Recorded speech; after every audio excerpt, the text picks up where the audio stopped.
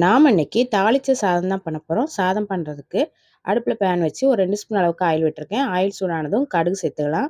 ஒரு அரை ஸ்பூன் அளவுக்கு உளுத்தம்பருப்பு, ஒரு அரை ஸ்பூன் அளவுக்கு கடலைப்பருப்பு, ஒரு வரமிளகா கிள்ளி சேர்த்துக்கலாம். எல்லாம் சேர்த்து நல்லா வறுத்து விட்டுறலாம். பருப்பு நல்லா வறுபட்டதும் இது கூட ஒரு பெரிய வெங்காயத்தை பொடியாக கட் பண்ணி சேர்த்துக்கலாம். ஒரு பச்சை மிளகா பொடியாக கட் பண்ணி சேர்த்துக்கலாம். கொஞ்சமாக கருவேப்பிலையில எல்லாம் சேர்த்து வெங்காயத்தை நல்லா வதக்கி விட்டுறலாம். வெங்காயம் நல்லா வதங்கினதும் ஒரு தக்காளியை பொடியாக கட் பண்ணி போட்டு வதக்கி விட்டுறலாம். இது கூட கொஞ்சமாக உப்பு சேர்த்துக்கலாம். கொஞ்சமாக மஞ்சள் தூள் எல்லாம் சேர்த்து தக்காளியை நல்லா வதக்கிடலாம். தக்காளி நல்லா வதங்கினதும் இது கூட ஒரு 2 ஸ்பூன் அளவுக்கு தேங்காய் துருவல் சேர்த்துக்கலாம். தேங்காய் துருவல் சேர்த்து ஒரு 2 நிமிஷத்துக்கு நல்லா வறுத்து விட்டுறலாம். தேங்காய் துருவல் சேர்த்து ஒரு 2 நிமிஷம் நல்லா வறுத்து விட்டுட்டு இது கூட வேக வச்சு ஆற வச்ச சாதம் சேர்த்துக்கலாம். சாதம் சேர்த்து நல்லா கலந்து விட்டுறலாம்.